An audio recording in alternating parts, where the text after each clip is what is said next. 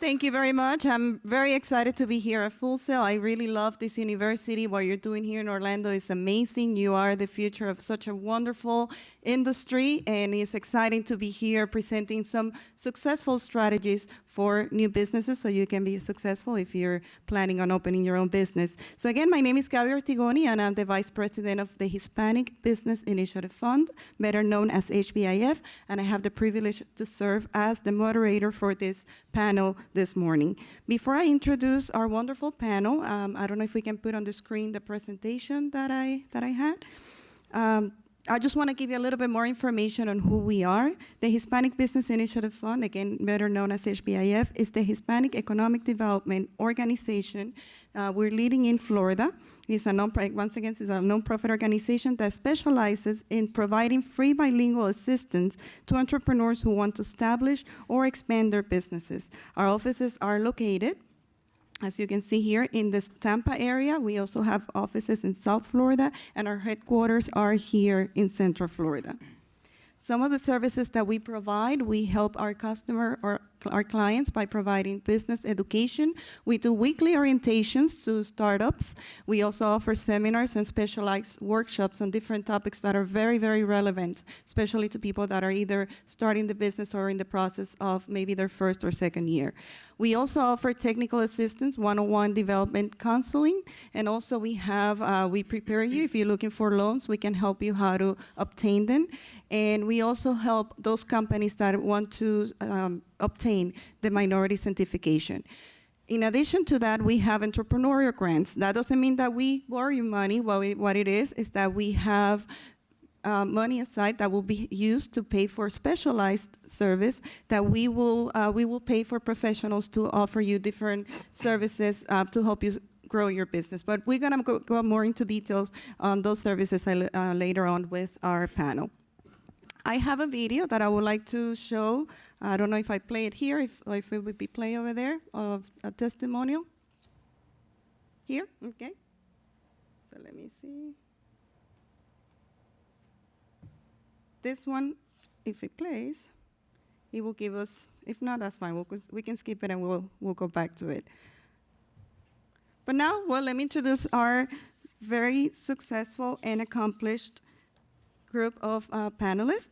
First, I have Augusto Sanabria, President and CEO of HBIF. He joined the organization in 2004 and became the President and CEO in 2009. During his leadership, he increased the organization's budget from less than $1 million to more than $3 million.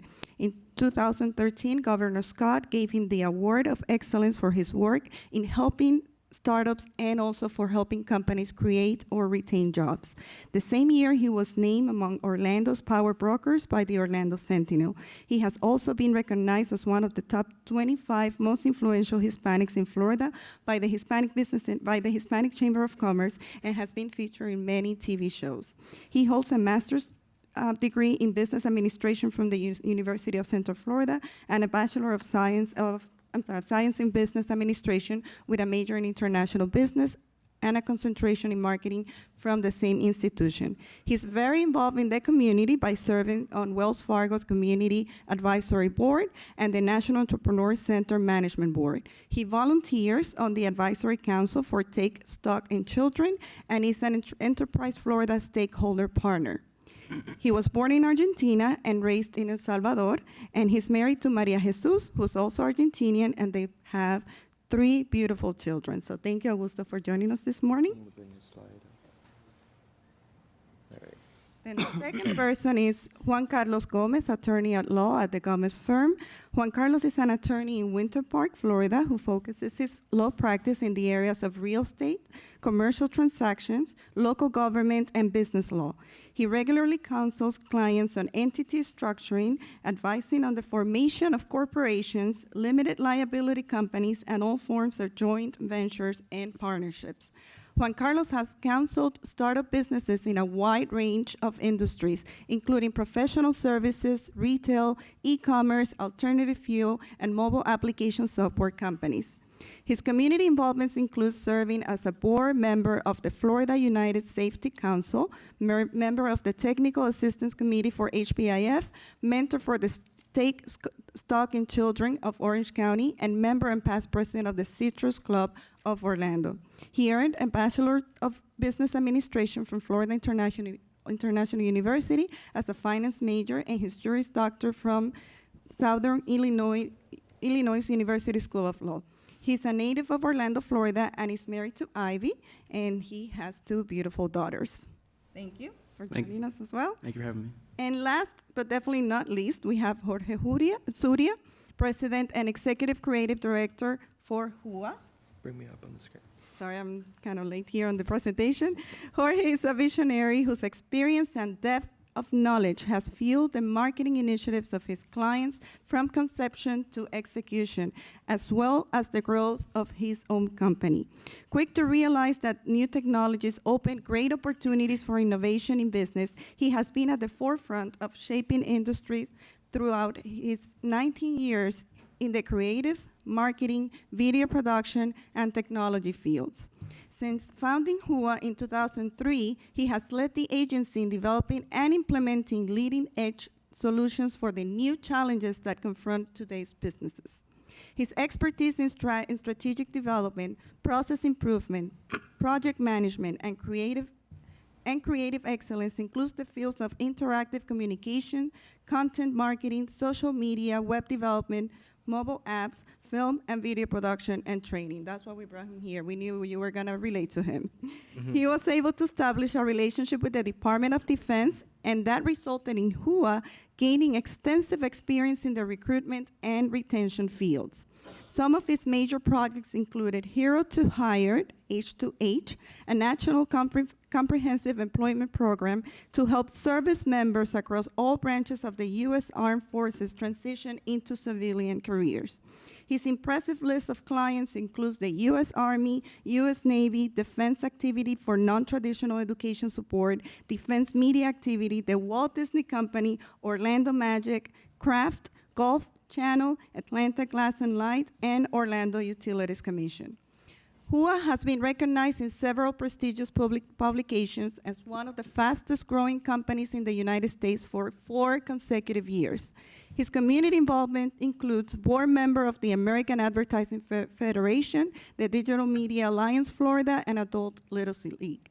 Also, as a member of the Digital Media Advisory Board for Full Sail University, Sanford Brown College, and last but not least, as a technical assistant provider for HPIF. And he graduated from Full Sail. So we're super excited to have this wonderful team and of very accomplished panelists. So please join me in welcoming them by giving them a round of applause.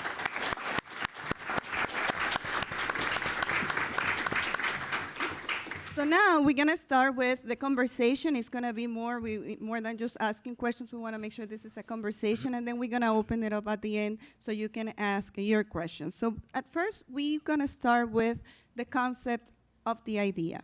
Of course, every business starts with an idea. So I'm gonna start with Augusto. Augusto has, in his many years that he has been at HPIF, he has helped so many businesses, so many entrepreneurs. So that's exactly what happens. They go into our office with one idea. Now, the question is, how do you determine if the business idea is a good one?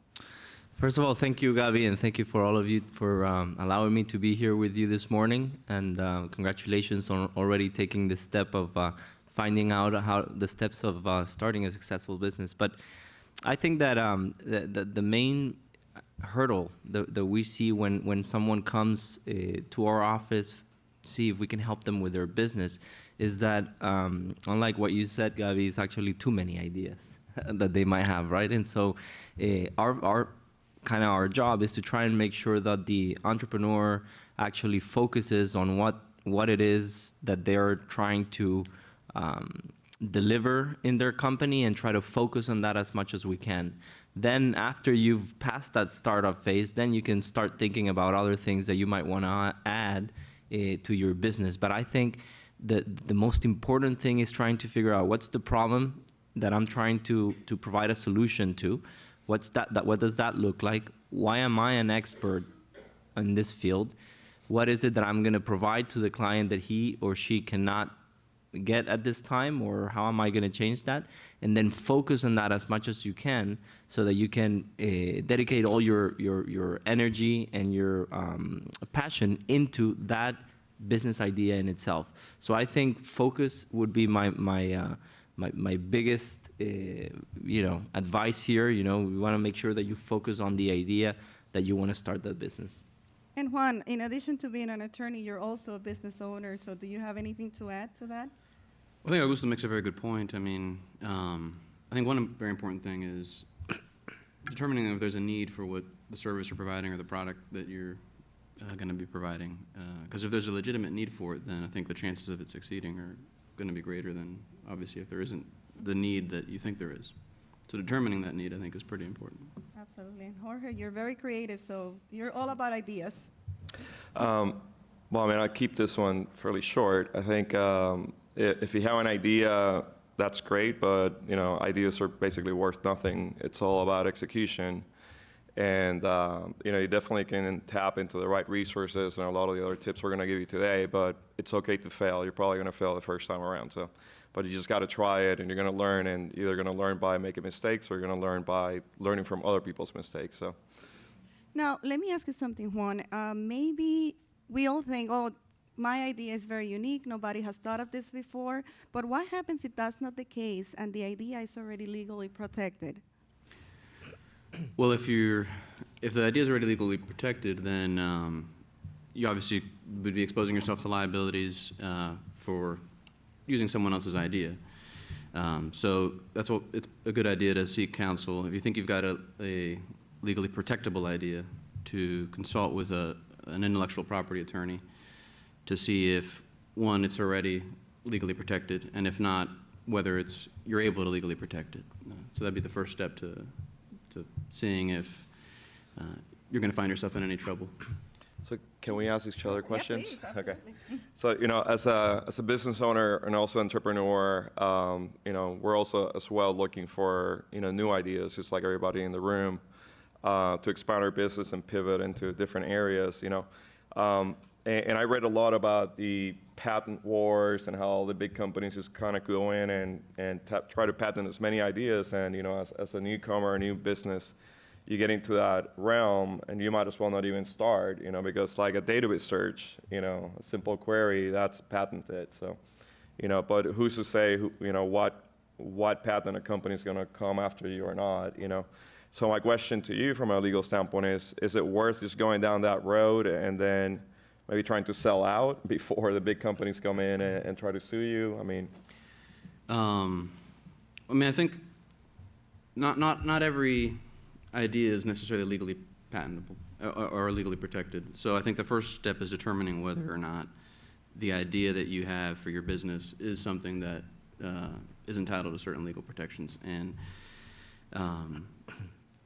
so I think that's a very case-by-case basis, and one that probably depends on specific facts. So I guess that's why I would recommend, if you are worried about that you speak with an attorney that specializes in protecting legal ideas, an intellectual property attorney, to see, one, if it's something that is something that you can protect, and if it is, whether or not it's already registered as a protected idea. And I guess a lot of that has to do with what your exit plan is going to be. If your intent is to grow a startup, just to basically have that exit plan where you get bought out by a larger company, or if you want to make it a lifestyle business where you're going to keep it for 20, 30 years, maybe generational. Sure, and I think a lot of those ideas probably change over time. I mean, you might start thinking you're going to have a business for many generations to come, and realize that after a couple of years of operating it, that maybe your best idea is to find a bigger player in that field that is able to buy you out and receive a payout, in the earlier part of the life cycle of the business. But I think it depends, and I think that probably changes over time. Yeah, and I think that one of the best advice that I've heard in my tenure providing business consulting services is that never start a business that you're not willing to sell.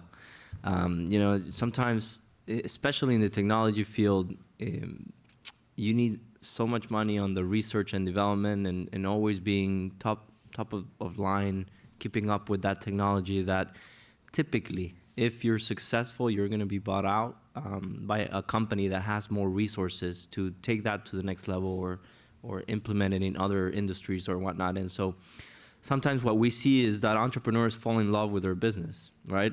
Which is very normal. Why? Because it's so difficult to get started, right? And so once you kind of make it, right, you fall in love with whatever it is that you were doing. So I think if you start training yourself to make sure that when you start that business, you understand that your exit strategy, like Jorge said, you know, your exit strategy, you already need to start thinking about that, and be open to that, right? So that in the case that an opportunity arises for you to partner with another company or get an investor or whatnot or venture capital, you know, you're gonna need to be able to be a little bit more, I guess, cold-hearted and not have to let go your own business. So, Augusto, and you touch a very important point, and it's the fact that starting a business is very difficult. A lot of times we see it as, oh, I want to be my own boss, I want to set my own hours, I want to go on vacation whenever I want, but that's not the case. So a lot of people, unfortunately, they start businesses and invest a lot of money thinking that this will be the case. But in reality, what does it take to be a business owner? well, you know, I think there's a lot of intelligent people that have studied this topic, and I think I read that it takes you 3 businesses to actually make one actually successful. So that means you have to, on average, fail at least twice in order for you to be able to get a successful idea going. That's, of course, not a rule, right? You can make it on your first try, or you can, you know, end your life trying. And I was yesterday at another venture capital forum, so it was very tech-oriented as well. And a gentleman there said, you know, you probably know me for 3 of the companies that I started, but the other 7 I never talk about.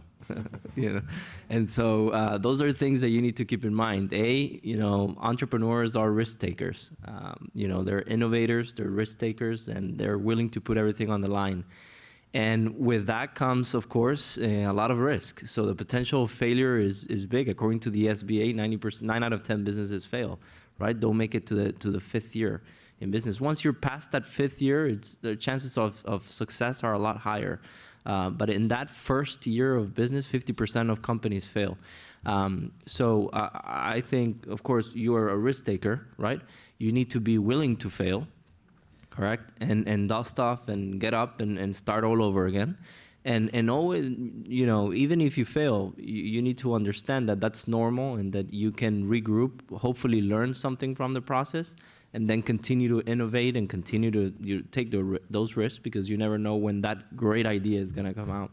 Oh, that's a good point. And Jorge, I know you enjoy traveling, you have many hobbies, but now that you've been with your business for so long, I'm sure you had to sacrifice a lot of things in your social life, your personal life.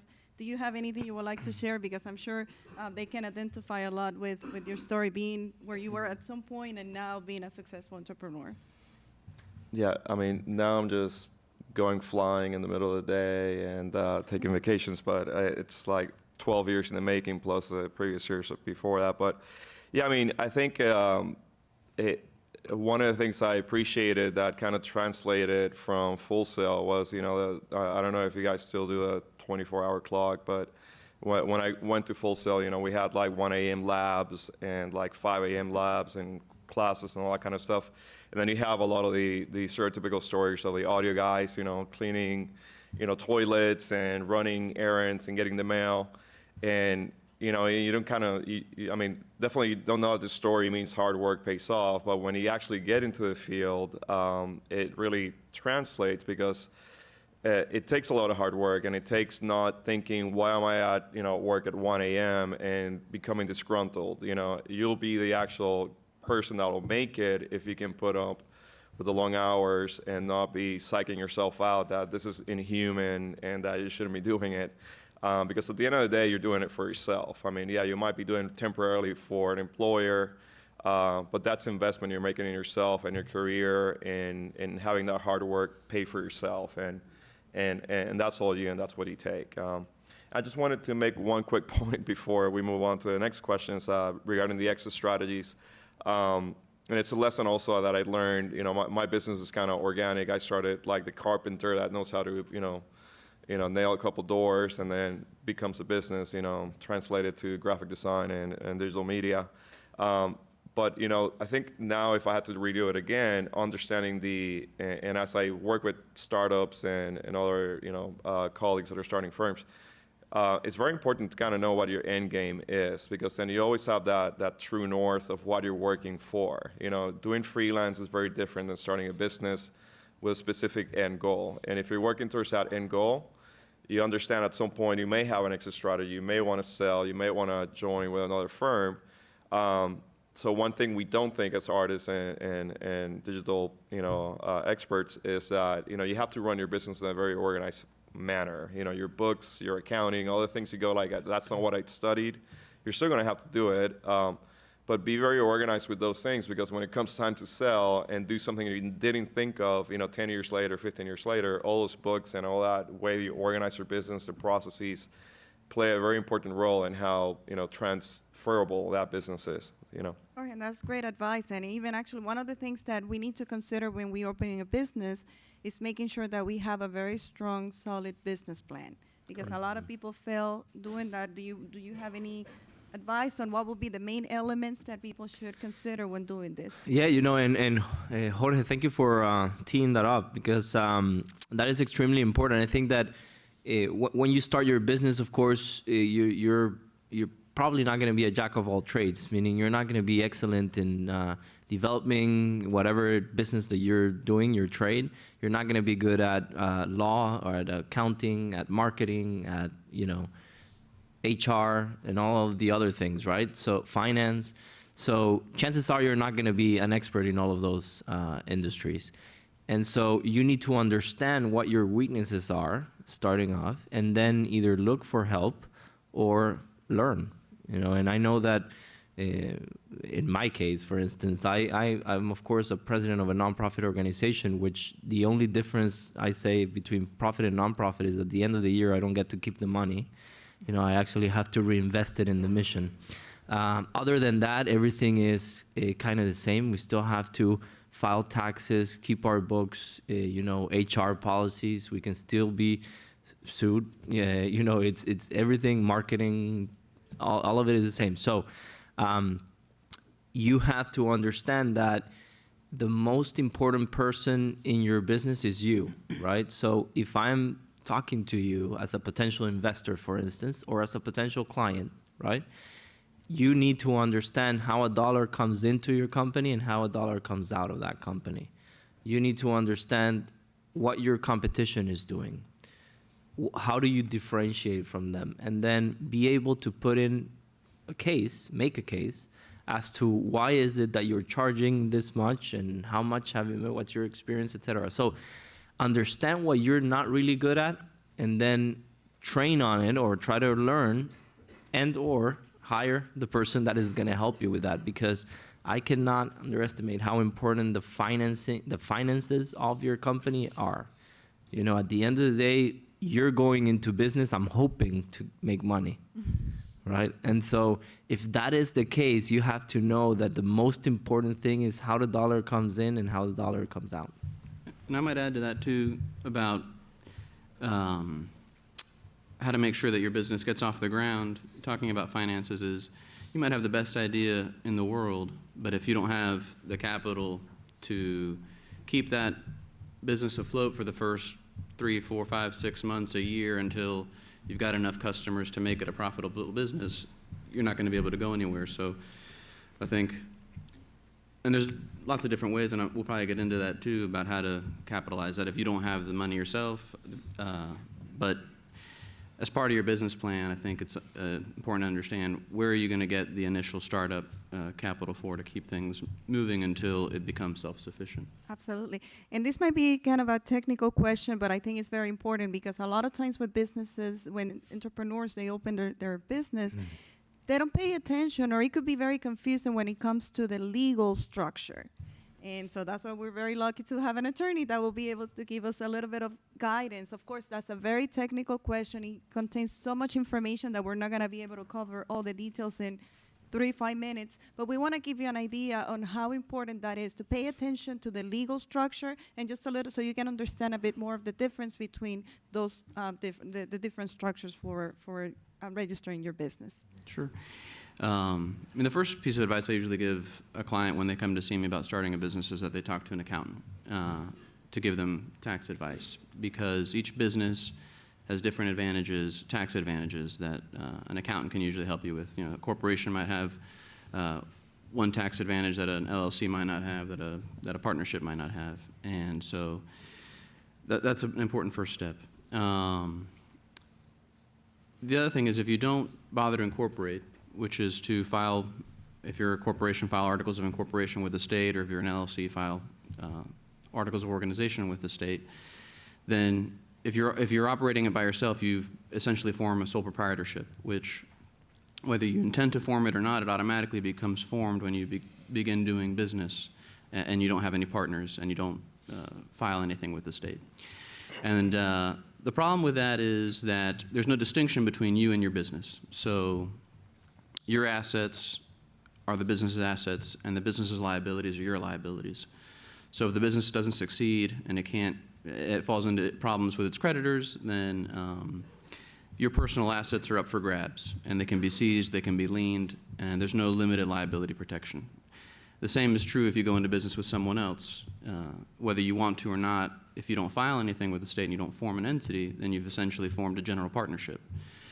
And in a general partnership, each partner is jointly and severally liable for the obligations of the business, which means that if the business doesn't do well, or the business falls into problems with its creditors, each one of the partners is fully liable. It's not, if there's two partners, it doesn't mean that one partner is 50% liable and the other partner is 50% liable. Each partner is 100% liable. And so you don't want to find yourself in a situation where your upside is limited by your ownership interest in the business, which is 50%, let's say, but your downside is limitless. You could be liable for limitless amounts of money, especially if you're the partner that has deeper pockets than your other partner, because that's who the creditor is going to come after. So to protect yourself from that, usually what people do is they either form a corporation or they form a limited liability company, which limits your liability to what you put into the business. So if you invest $10,000, $20,000, $30,000 in your business to get it started, generally that's what your liability is limited to that. And there are exceptions to that, of course, but that's the main reason why people will either incorporate as an LLC or incorporate as a corporation.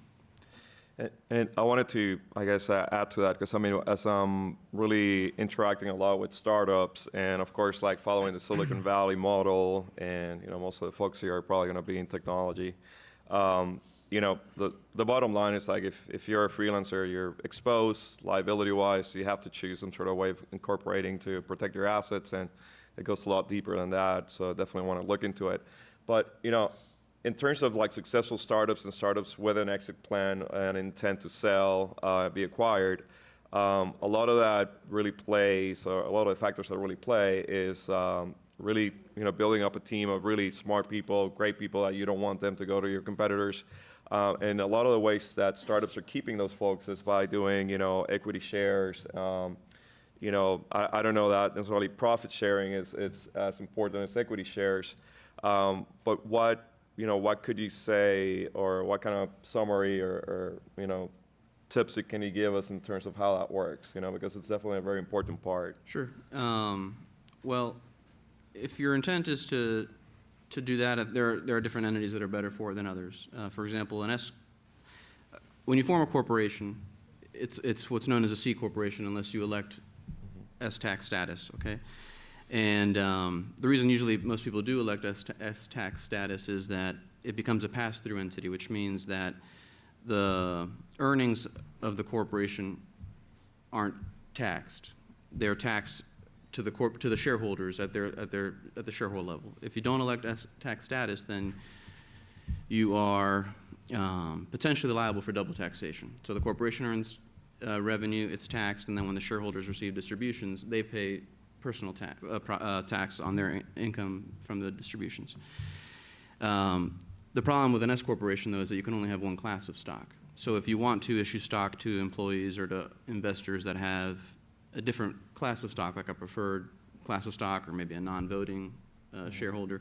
You can't do that with an S corporation. So you'd have to either have a C corporation or not have a corporation at all and form a limited liability company. So if you're planning on having investors or having owners that you might not want them to necessarily have a say or a vote, or they might want some kind of preferred return on their investment, then probably an S corporation wouldn't be for you. So you'd either What about LLC subchapter S? Same. well, same thing. Complicated. Same. Yeah, the same thing. If you form an LLC, the default rule is that if you have more than one owner, it's taxed as a partnership. You can elect to be taxed as a corporation, but if you elect S tax status as the LLC, it's the same problem. You can't have more than one class of owner, so you wouldn't be able to do that. You'd have to either keep it as an LLC taxed as a partnership, or keep it as an LLC taxed as a corporation, but a C corporation. And I want to add to what Juan Carlos is saying, that probably you guys are over there saying, what the heck is he talking about? You know, and let me tell you why it's important. I'm going to try to translate. It is important because typically when you start a business, you're either broke or you have very little money. In fact, you're going to invest most of your money in your company. And so say that you have this lifelong friend, cousin, family member, spouse, whatever. You know, you say, we're going to go in business together. Typically, when we don't have money, we're all friends. And we're all great with anything and everything. You know, you do this, I do that, and we're good to go. The problem, and I've seen this from landscapers to attorneys to doctors. I mean, so it doesn't matter what type of business you open, always happens. Once the company starts being successful, that's when the problems start, right? Oh, so you're taking 2-hour lunches? Oh, I'm working on Saturdays and you're not? Oh, I'm bringing 50% of the revenue. What are you doing? Et cetera, et cetera. And so if you don't do what they are discussing at the beginning, then good luck doing it afterwards when you're in the middle of a lawsuit, right? And so I think as much as we don't like to hear from attorneys and at the beginning, and accountants at the beginning, I think it's extremely important, even if you're doing this company with your lifelong friend or your girlfriend or boyfriend, make sure that you have this difficult conversation at the beginning, because it's a lot easier to have it when you have 0 assets than when you start accumulating assets. So I want to make sure that we don't underestimate the importance of that. And this goes back to why you need to understand, at least try to understand what your end goal is going to be, because you know the best way of doing anything is like find out what your goal is and work your way backwards and then define your steps. And that kind of goes back full circle to the business plan. You know, people go like, well, you know, I have it all in my head. We're building this app. I don't need to document anything. But understanding how you're going to grow, if you're going to have to take partners, if you're going to take investors, you know, putting it on paper kind of gives you a clear roadmap. And, you know, exchange the word business map to a roadmap. And that helps you say, you know, this is what I'm doing in 6 months, in a year. Even if it's pie in the sky, you can always go back to your initial roadmap and gauge yourself to see where you are at 6 months, a year, 5 years. And, you know, to Augusto's point, you know, I just saw a couple of colleagues of mine that already had 6, 7 years into a very successful business. And one of them moved to New York, the other one stayed behind. You know, the guy in New York wasn't pulling his weight, et cetera, et cetera. So it came back to the same comments, you know, I'm doing this, you're not, yada, yada. And guess what? They had no partnership agreement in place. So now they're, you know, wasting hundreds of thousands of dollars and lawyers to define who owns what and who gets what. You know, the last point I was going to make on the business plan, it's like, you know, one of the big and most important parts that you have to realize when you're going to start a business is that you're going to have to take and put on the hat of a leader, you know. And so, you know, being a leader, you know, I guess I could, if I can say the one word, what that would define it best. You don't have to necessarily be good with people or bad with people. It would be better if you're good with people. But the one defining factor is communication. You know, if you tell people where you're going, they're bound to follow you. If you're going around in circles, they're going to go like, I can't even keep up, you know. So it's a very, you know, loose metaphor, but the business plan will give you the ability to say to your team investors, advisors, this is where I'm going. That's the direction I'm going. And you should be able to repeat it on a weekly basis, on a monthly basis, on a yearly basis. And as it changes, you need to document it and communicate it over and over and over. And I tell you, it's the most simple piece of advice, but if you don't communicate where you're going on a daily basis, you're going to find yourself not having a lot of people being able to follow you, or you're going to experience attrition or burn out people, et cetera. I mean, but having that clear vision, it's one of the most important things that all the startups are, keeping very top of mind. So. Oh, that's great advice. Thank you. And as you can see, opening a business, again, is not simple. And our purpose here is not to discourage you and say, oh, my God, definitely I'm not doing that. I'd rather work for a company and don't have to worry about all those things. No, we want you to be entrepreneurs. We want you to be very successful. But again, as Augusto said and our panelists have been mentioning, we want you to be successful from the beginning. It doesn't mean you're not going to make mistakes. It doesn't mean that things are not going to happen. But at least if you know, if you do the research ahead of time, if you look for the resources that are out there available, hopefully the chances of you being successful will be higher. And you mentioned the concept of the team. And as you can see, you could have really good idea. You can be really good at whatever it is that you do. However, you need people that will help you pull this idea. You need people you need a support system. So I would like to ask the panel, who would they recommend should be part of your dream team, or the dream team of a new startup? Whoever wants to share. Yeah, I mean, I guess first and foremost, you might start with yourself, or a couple other partners, or a couple other, resources. So of course, I hate to quote Disney, but I mean, so you were saying, Disney said, you can have a dream, but it takes people to make that dream a reality. And that is very true for whatever you're going to do. And on top of that is a point, that as a leader, as a business owner, it can be a very lonely job, and, your employees are going to see you as a man, even though you work for the man, and the reality is that you have to surround yourself with good advisors, and that's, if you never understood the value of networking, networking will give you two things. It will give you access to people who have a lot more experience than you, who've done it before, who you definitely can tap into for advice when you come to a crossroads in your business or have to make a difficult decision. And it also gives you access to meeting other professionals that could become good resources. So, but for me, and I see and I see for a lot of my colleagues, it's definitely finding good advisors. It could be in accountants, attorneys. I mean, those folks you have to pay for, but if you have other friends as well, I can give you some free advice when you're starting out. That's definitely very beneficial. And then just people who have been through it before that can give you some common sense, advice on how to deal with difficult situations. Now, and as I mentioned, Augusto and I, we represent the Hispanic Business Initiative Fund, but we are not the only organization that is here to help you and to give you resources. And as a matter of fact, I have here a list of different organizations that can help you. We're part of the National Entrepreneur Center, and I would like, Augusto, maybe if you can share a little bit more information on what is it that the NEC does, and also the other organizations that we have partnerships with.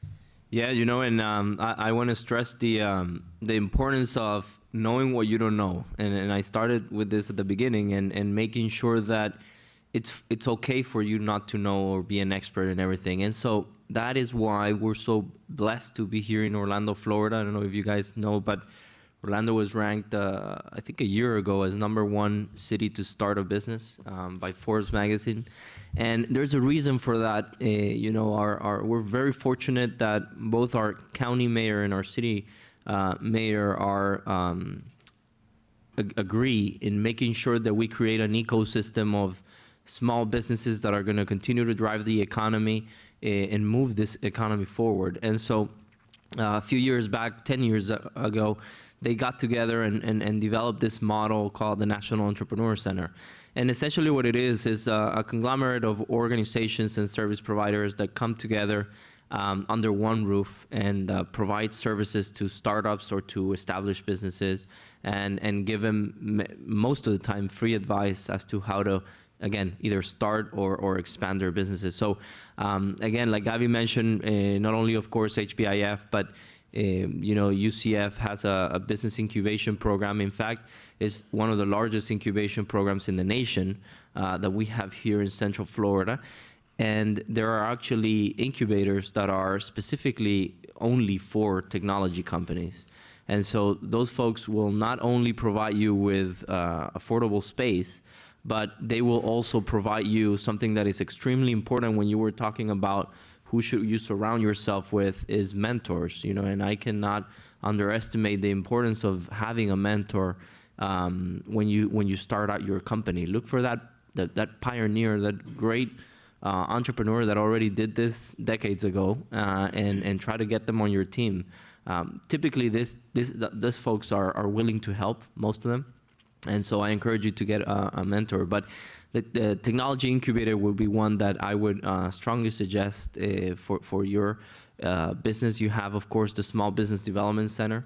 That is a federal program, and again, they're part of the National Entrepreneur Center. We have the Department of Commerce, of course, a lot of chambers of commerce, microlenders, etc. So I would stress the importance of taking advantage of the fact that we do have all these resources here in our community, and these resources are for you. You know, many of them receive public funding, so you are already paying for these services with your taxes, right? So your tax dollars at work. So take advantage of those. Solicit that advice, especially at the beginning. It's very important. And going back to who should you surround yourself at the beginning, in the startup phase, I would always say you always need to have an attorney and a CPA. In my opinion, they're the necessary evils. Sorry. But you do. I mean, you have to have your attorney on speed dial and your CPA. That is must-haves in business. Be careful with your neighbor's advice. You know, if you have a neighbor that has an expertise and is willing to help, that's great. But you know, seek professional help, and I think Juan Carlos would agree with me. And then the other advice internally on your operations when you start your company, understand that in order for you to be successful, you need to surround yourself with people that are more intelligent and more capable than you. And if you do that, then you will be very successful, right? And so you need to. That's why I hired Gaby to HBIF. You know, I surround myself with people that are a lot smarter than I am. So understand that you don't need to be the you know, you're going to get this off the ground, but as you continue to grow, you're going to need to surround yourself with people that are a lot smarter and more capable than you. And if you can bring those folks into your team, you know, and read. I mean, I don't have to tell you guys this. I mean, you can read it on your own. Bill Gates and Steve Jobs, all of those folks, they're great visionaries, and they were ahead of their time, of course. But trust me, the difficult work and the long hours were most of the times done by someone else. And so if you can identify that talent and be able to communicate what Jorge mentioned, communicate your vision to those folks and get them to join your team, you're going to be very, very successful. Yeah, and one more thing to add is, like, the folks here at Full Sail probably come from all over the world. I'm sure we have a large majority of, you know, people from the U.S. So these resources, I mean, are for the most part in every major city and a lot of towns. So if you're going back to your home state, just start with the Chamber of Commerce. You know, go to the, you know, federal government's SBDC program. HBIF is now starting to have a national presence as well. So just know that these resources are all over the United States. So be sure to tap into those wherever you go back to start your business. But of course, we'd love to keep you in Central Florida. So. Absolutely. One thing I was going to add too is, from a personal perspective, when I started my law practice, I worked in an office that had, you know, an office full of lawyers. And so when I was stuck on something, I'd just walk down the hall and I'd knock on someone's door and I'd say, hey, you know, got this problem, think I'm going to do this, you know, what do you think? And when I went out on my own, one of the scariest things was I didn't have that anymore. I couldn't walk down the hall and knock on someone's door and say, hey, I'm stuck on this issue, what do you think? So Augusto makes a good point. If you can find a mentor, or more than one, find one. There's someone that's probably done what you've done before or something similar. And most people find it really flattering. If a young lawyer, someone that had been out 1 or 2 years, called me up and asked me for advice, you know, I'd be flattered by that. And I think you'd be surprised to find the same kind of reaction if you were to do that. So, you know, while I agree with Augusto, you might not want to get real technical advice from your neighbor or from a relative. if you have a neighbor or a relative that has had their own business before or has had some level of success that you want to emulate, by all means, try and tap into that resource, take them to lunch, maybe meet with them once a quarter, call them up when you're stuck on something. I think it'll help you a lot. And it'll be less expensive than calling your lawyer or your accountant, too. And I just want to highlight, again, I mean, this, as you heard when I did the introductions, these are very accomplished professionals, individuals, business owners, and they volunteer their time to help people like you. So once again, I cannot stress enough the importance of making sure that you reach out to these organizations. If you're here in Central Florida, you can visit nationaledec.org. Again, nationaledec.org. HBIF will be our page is hbiflorida.org. Or as Jorge mentioned, there are many other opportunities if you live somewhere else other than Florida. And if you live in other countries, of course, you will have to find out what resources are there. But please always seek for that advice, because there's a lot of people that are professionals that are they have a lot of expertise in different areas that through these services, they will volunteer their time to help you be successful. So make sure you take advantage of that. In the sake of time, I want to go briefly. I know one of the areas that I'm sure all of you are very interested in learning and knowing how to get clients, and maybe to hear a little bit more about experiences on, okay, you have the idea, you have the perfect business plan, you have the perfect business structure.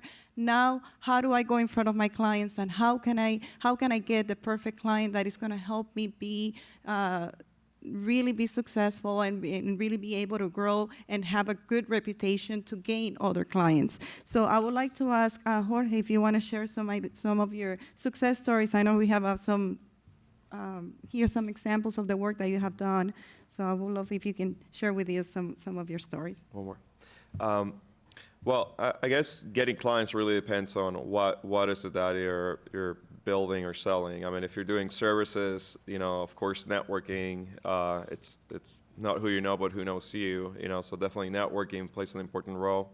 For the most part, starting out, building your portfolio, so you may have to go work for somebody else, build your experience, your portfolio.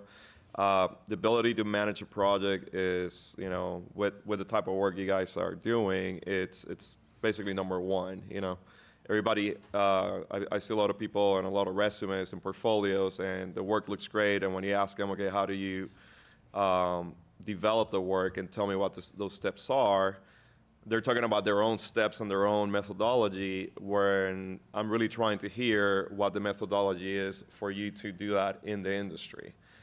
So if you tell me that you do graphic design and you sketch this and you do that, and it's like, well, that's great, that's you, but you're going to be working with a team. So, what's the pre-production process? What is your production process? What is your, using video terms here, but they kind of apply, what's your production process, deployment, delivery. So really understanding how you manage a project, because in a lot of these steps, you're going to have to deal with, your project manager, clients, account execs, et cetera.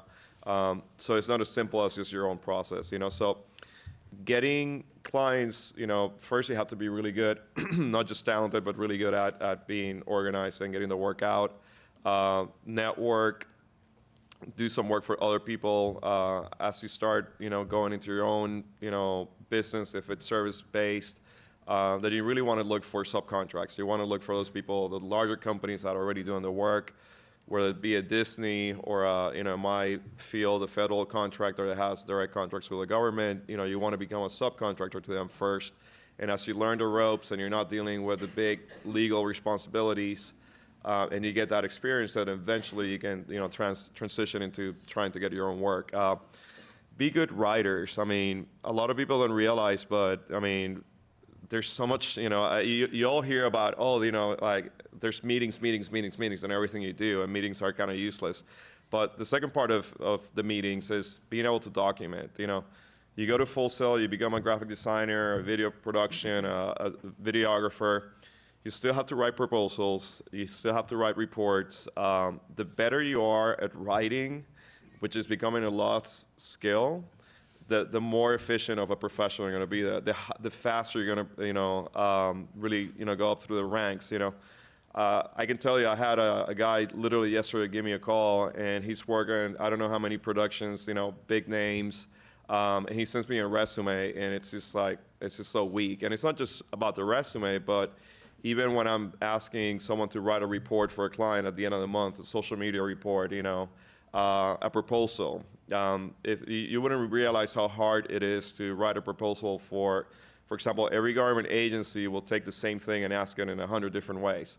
And you can't use a boilerplate proposal like you're building a building or laying pavers out in your front of your house, because they're all customized. Every implementation, every methodology is different. So you have to be able to communicate those processes. You may have to say it in 100 different ways. So be really good at writing, especially if you're starting out and you want to get clients. Those proposals should be works of art. The Word proposal with 2 pages and no logos, no graphics, that's great for a construction guy, but not for a digital artist. That proposal is part of your brand, it's part of your storefront as you get in front of people. From a product standpoint, if you're having an app idea or some intellectual property, it's a different beast. I think you have to concentrate back on your business plan, make sure your product is solid, that it's polished, and hopefully when that gets out there, you definitely want to tap into social media because you're going to be strapped for cash. A lot of people bootstrap their businesses and startups. So you definitely want to make sure that product has a lot of user feedback, that you have a product going back to the business idea and when it's viable, that product is based on what the users want, that's going to solve their needs, and the product will sell itself. I mean, we've seen it with all kinds of products like Woofu, and I can come up with any other ideas, names right now, because I just heard a conference from them recently. But Woofu was a product that wasn't marketed. They actually didn't pay for any advertising. It was just word of mouth and usability. So that would be my recommendation for that. Augusto? Yeah, and I've identified 6 things that you need to think about, or when you're venturing out to looking for clients, or when you get your clients. The first thing is know your client. I mean, know who you're going after, who's your target market, who are they, what do they want, what do they need from you. So know your client. Make sure that, for instance, if like Jorge said, if I'm hiring a graphic designer, and a graphic designer brings me a lot of, industry lingo or things that I really can't understand as a CEO, I'm not going to hire that person, right? Because I don't understand what they're trying to tell me or what they're trying to. So know your client, know what they need. The second one, be a problem solver. Don't create problems. Again, know your client and be a problem solver. Know why they're hiring you or why they're considering hiring you, and then offer them the solutions that you can provide to them. Don't give them a problem. For instance, if I'm going to buy pens for my organization or promotional products, and my provider comes in and says, hey, yeah, check this website. There's 5,000 products. You let me know what you need. That person just created a problem for me, not a solution, right? Now, if someone comes to me and says, hey, we have 5,000 products. Here are the 3 that I selected for you based on the needs that you have and on your price range. And here's what I suggest. That's a solution. So that person just solved my problem of needing promotional items for my organization, right? And so again, if I am hiring a graphic designer and I need to tell them what they need to do, then you're not really solving me a problem. I'm hiring you because you're an expert in whatever it is you do. So be a problem solver always. Know your competition. You need to know your competition better than you know yourself, Make sure that you understand what differentiates you. Number 4, what is your competitive advantage? Why would I hire you instead of someone else? What is it that makes you special? What expertise do you have? What are you going to do better than your competition? Number 5, become an expert. It's very, and again, I'm talking all of it. I'm giving you a perspective from your client side, right? If Juan Carlos came to me in my office and he said that he was an expert in everything, You know, real estate, business law, litigation, criminal law. You wouldn't believe You know, you know, I most probably won't hire him, right? Why? Because it's impossible. It's impossible for you to be an expert in everything. And so become an expert and don't be shy to share that expertise that you have. So if Jorge is an expert on digital design, for instance, even if he's not an expert on something else, if I already trust him as a provider, I'll give him a shot at doing whatever it is that I need. But if he comes right out of the gate and says, I am your all-in-one solution for any marketing that you need, then he's going to lose credibility in my eyes. So, But I am. yeah. Again, and that's part of the problem with entrepreneurs, right? We're stubborn, and we think that we know it all. And so, and that's important, by the way, because that's why you become a risk taker. But on the client side, it creates a little bit of a doubt, if lack of credibility, if you're pretending that you're an expert in everything. So understand what you know, become an expert in that, and then everything else, hopefully they'll give you an opportunity. And the last one is always, no matter what you do, under promise, over deliver. Always. You know, I think everyone, it is the best country in the world, right? And I feel everyone is going to want to give you a chance. And make sure that you understand that. They're going to give you a chance, one chance, okay? If you don't, and I mean, Jorge, you probably have, especially working with the federal government, you know this very well. If you submit and they give you a chance at a subcontract or at a project and you do not perform, you know, I don't care what you do after that, your chances are you're not going to get another chance with that client. And you know what? Orlando is a small town, right? So if you mess up with one client, chances are everyone else is going to find out too.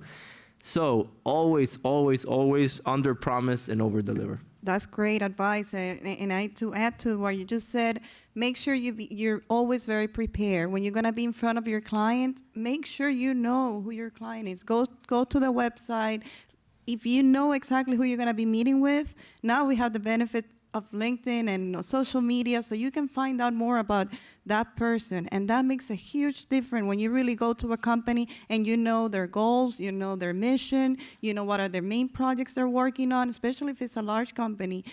They will appreciate the fact that you took the time to do that research before you're presenting your services to them. So this is great advice. Thank you. Yep. And Jorge, I'm sorry, for the sake of time, I want to make sure that we give enough time to our audience to ask questions. And I know you have great samples of work that you have done. I don't know if briefly if we can talk about Sure. some of the samples of things we. And I'll tie it very quickly to the writing again. You know, because one of the parts of the writing is if you understand your project management, you know, the other part is like you have to write a beautiful proposal and you have to be very communicative, because the reason people disappear is because they get all, you know, frustrated, they get depressed, they think that the client's asking for more stuff than they're supposed to, and they disappear, and they think if they don't talk, it's going to solve any problems. But the idea is that you have to be very clear as to what is it that you're going to give a client. And in these examples,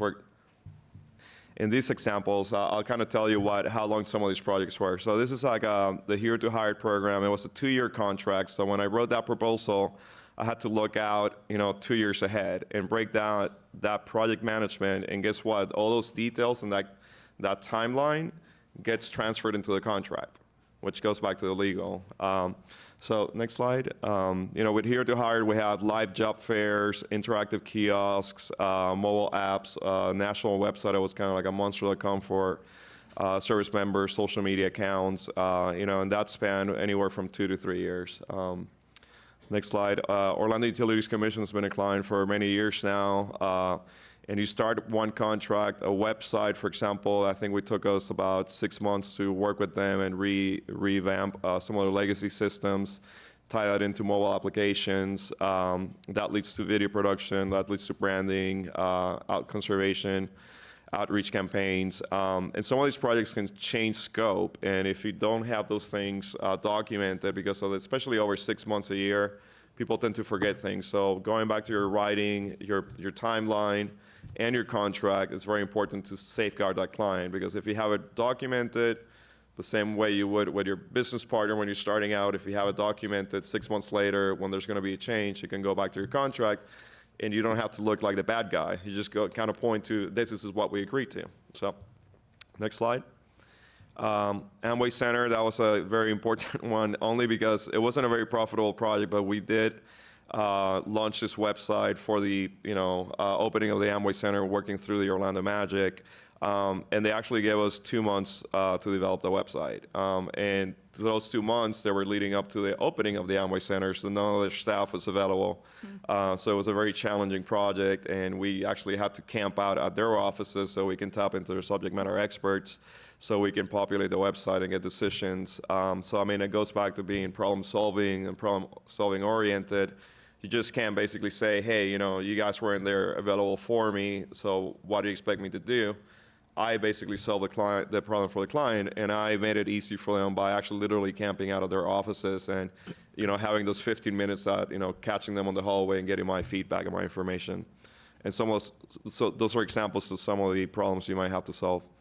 And then this is just a collage of different video pieces. Some a nonprofit for Sun Fun, videos for the Navy, app. Promotional videos, Golf Channel pieces, and national spots for the National Guard.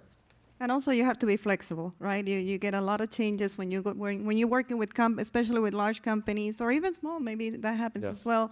But people in charge. You have to be patient, and then you also have to add your psychologist to your speed dial as well. That's true.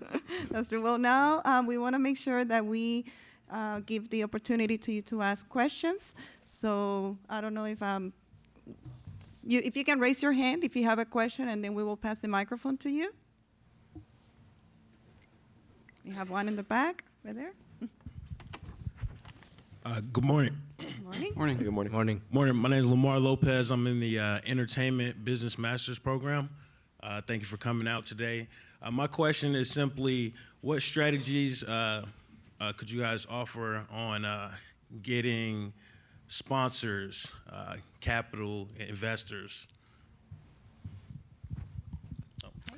I'm assuming you're asking seed capital, right? So startup venture, and I can see you very well.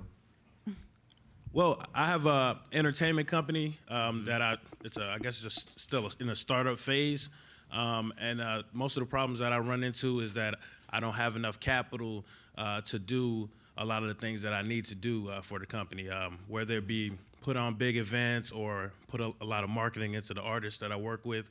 So I was just trying to figure out more creative ways or any type of way really that I could really come across some more capital that I could help my company. Yeah, and I think, and that, by the way, that is a problem that everyone is having, every business is having right now, the access to capital piece, right? It's when you hear that banks are lending and they've lent records of capital to small businesses, you need to really look into that data, because typically what happens is that they're giving a lot of capital to a small percentage of businesses in the top, and then everyone else is not getting anything. So in reality, access to capital hasn't come back. In 2007, it was a lot easier to get capital, especially for startup ventures. Right now, that play is just non-existent. It doesn't exist. If you're a startup company and you're trying to get capital through a conventional loan, that is really not non-existent. Now, of course, family and friends would be the first one, right?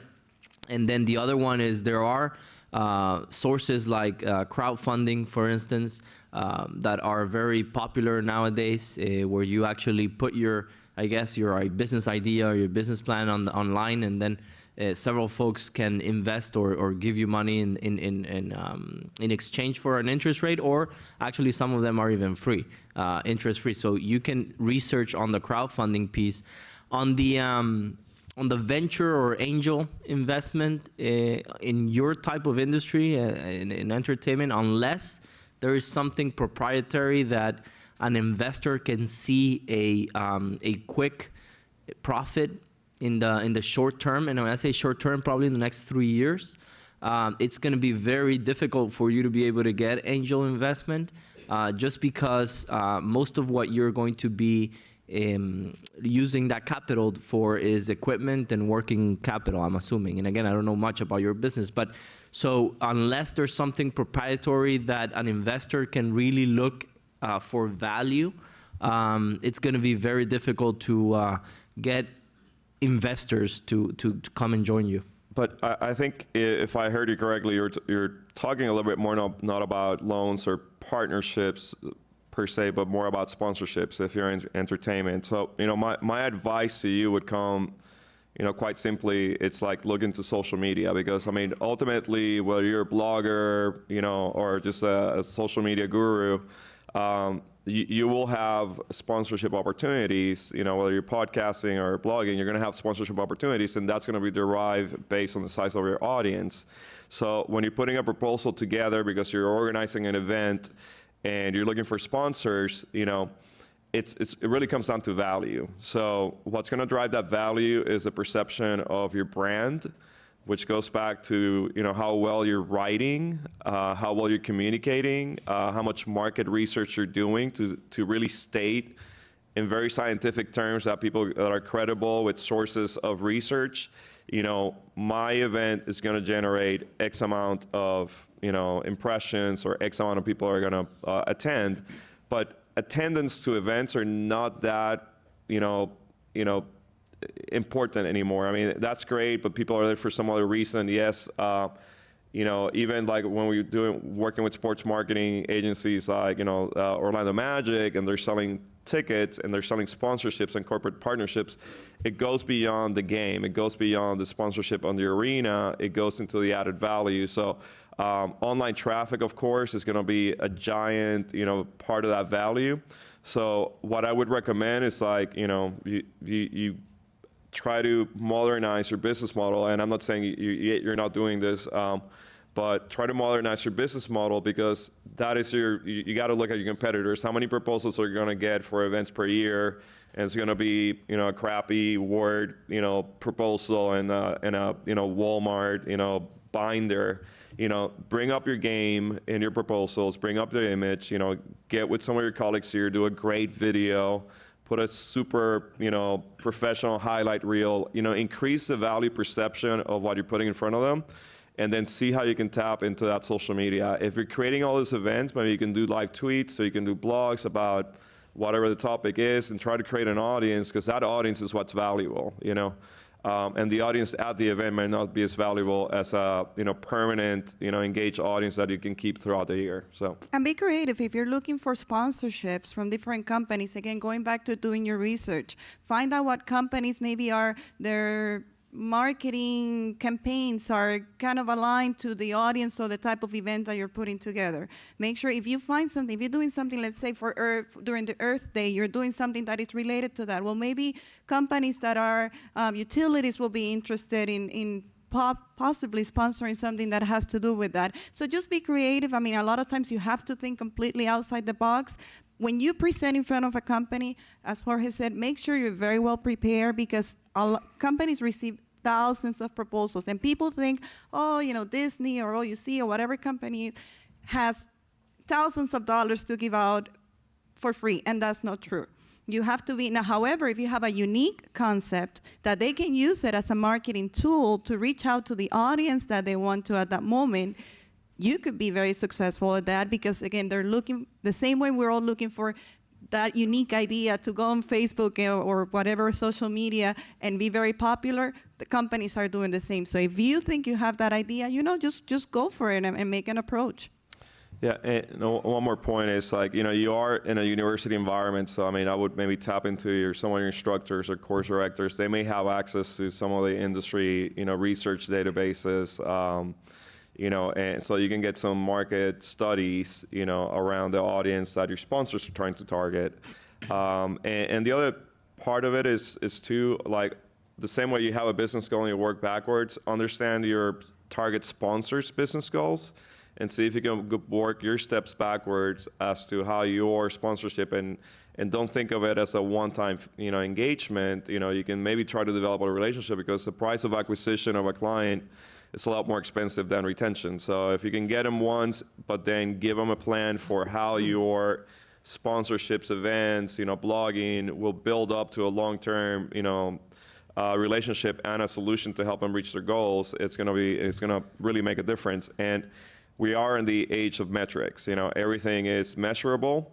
So if you can start providing numbers and show that maybe you have metrics right at the end of your event and you're modernized and actualized in that format, then it's gonna make you stand out. Thank you for your question. Any other questions? Sure, we have one here in the front. Thank you. Good morning, I'm James Kyle. Thank you for coming. My question is pertaining to you're talking about the corporating and the S Corp and C Corp. I'm a loan officer, so I was familiar with the lingo with that. But one thing I did have a question about was when you're developing like business credit lines. Say if you do not have your business incorporated, how do you build business credit, like for your supplies or other things? And then I know in processing loans and stuff that people were able to write off the materials for that, but that of course falls to their bottom line for their revenue figures. But what do you think are some of the best strategies to go about building credit lines and extending that to be able to, upgrade equipment or salaries or whatever? I'll take that one real quick. I mean, for us, we're up to $250,000 in credit, and it's taken, it definitely takes a lot of work and a long time to build that credibility. So, from my financial advisors, advice, what we started doing was, for example, starting to put the vehicle, into the company under the company name, so the company would start having a credit history. Also, taking, American Express cards or credit cards that you actually are able to pay off, in the name of the business will start giving you some credit history. And then, last but not least, the most important thing is develop a relationship with a banker. I go have beers with my banker, so we're on those terms, and it definitely helps, so. Yeah, and I want to stress that idea of getting credit cards is a good one, as long as you can manage to pay it back, right? Remember, everything over 50% of your credit limit, if you are over 50% of your credit limit, start counting against your credit. If it's under 50%, then you're good.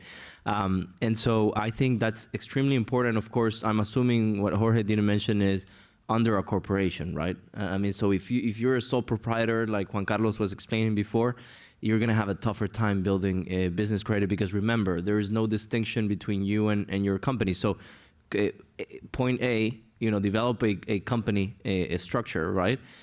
Point B is start developing good practices of payment and all that. Develop a relationship with your banker is extremely important. Especially nowadays when you don't even have to go to a branch.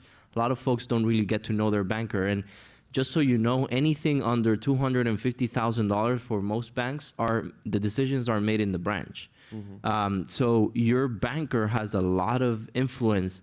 If they know what you do, and if they know your business, and know how hard you work, they have influence over if you're going to get a line of credit or not. And the last piece of advice that I'm going to give you is make sure that you ask for money when you don't need money. Mm-hmm. Okay? If you're asking for money when you need it, that's too late.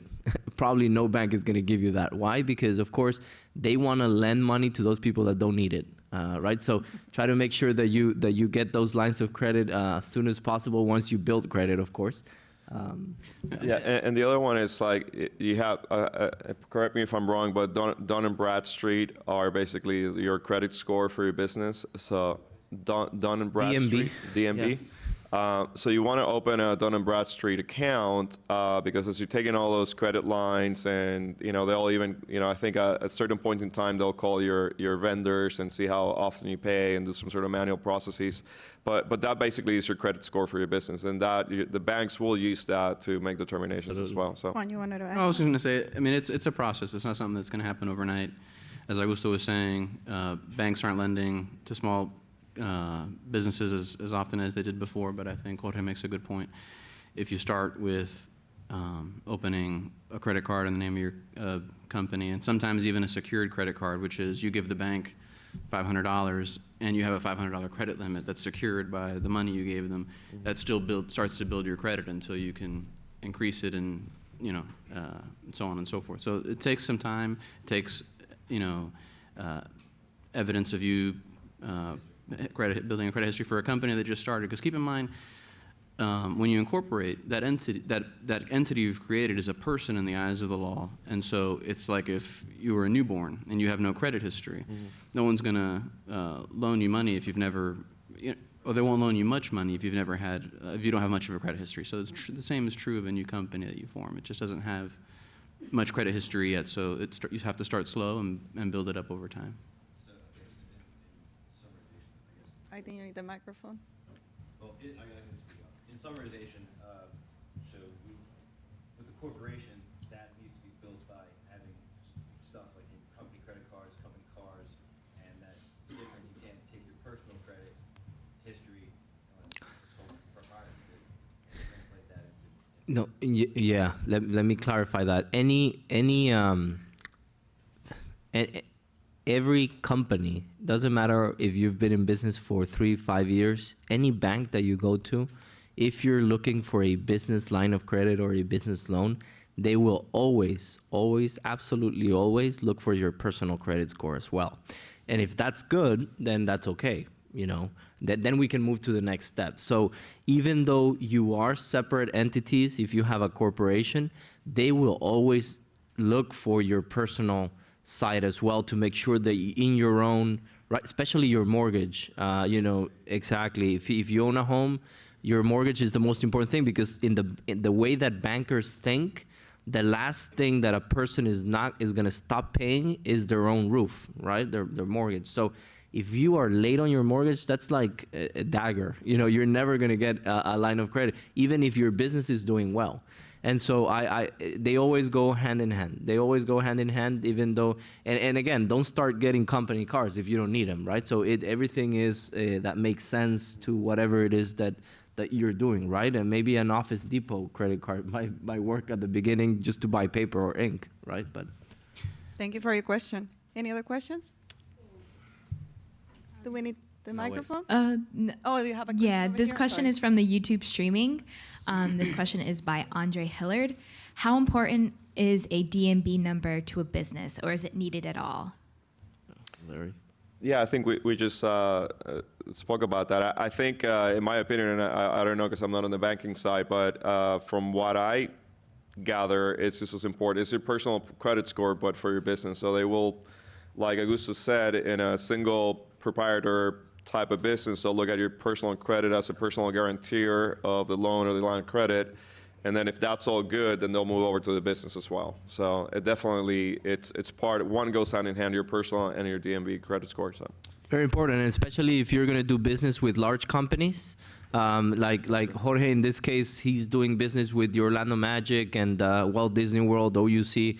The companies are going to require him to have a DMB because they're going to want to pull that credit and see how his other customers and vendors have rated him. So not only the bank is going to require you that, but typically most large entities will require you to have one as well. Yeah, and that's a good point because they'll look at your DMB credit score, and if they see that you're slow paying to your vendors, then they have reasonable proof to think that you may be going out of business, or you may be having hardship halfway through a project. So if it's a 6-month-year project, maybe even a month project, depending on the value of it, they may go with the other vendor, who has a more stable, credit profile based on what they're looking at. So. Well, thank you. I think that was the last question. I'm sorry, I know we saw a few more hands, but we can actually see you outside. If we can answer your question, we'll be more than happy to. I just want to, at this point, to thank Jorge and Juan Carlos and Augusto for your time and for sharing your experience and your wisdom. I'm sure hopefully this was very helpful to all of you. I definitely want to thank Full Sail for inviting us to be part of this exciting and amazing event, Hall of Fame, and the educational component of it. And we want to thank all of you for attending this session. For those of you, obviously in person, thank you for selecting this session. And those of you online, thank thank you as well. And if you need additional information, please make sure to visit hbifflorida.org, or as I mentioned before, you can also visit nationalec.org. And you also have our phone number on the screen, and Facebook and Twitter, so we're more than happy to hear from you. Once again, thank you, and have a wonderful afternoon. Thank you.